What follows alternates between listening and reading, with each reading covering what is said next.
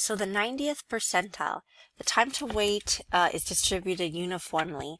So your lowest value is 0 and your highest value is 75. Since it's a uniform distribution, it's going to be A plus B divided by 2, which is 0 plus 75 divided by 2. And then 0 plus 75 is just 75, and then 75 divided by 2 gives you 37.5. The standard deviation is equal to the square root of b minus a squared over 12.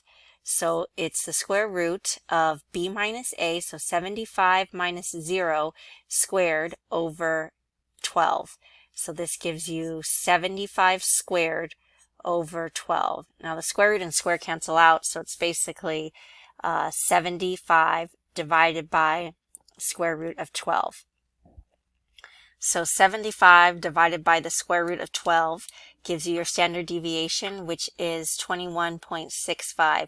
Because it wants the 90th percentile for the average, sample average rate time, we're going to use standard error, which is sigma over square root n.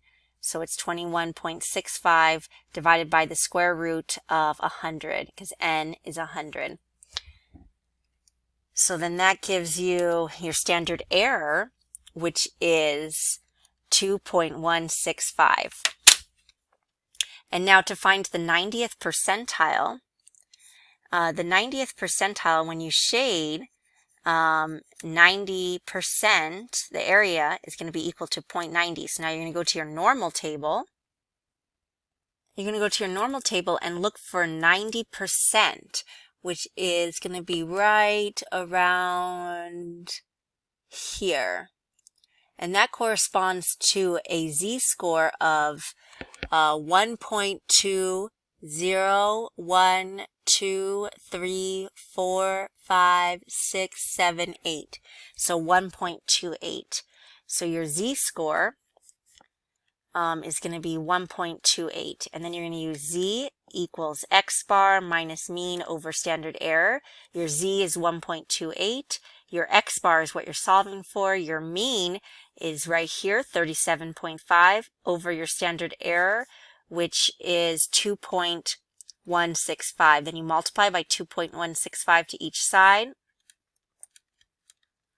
and you get 2.165 times 1.28 gives you 2.712 equals x bar minus 37.5, and then you add 37.5 to both sides.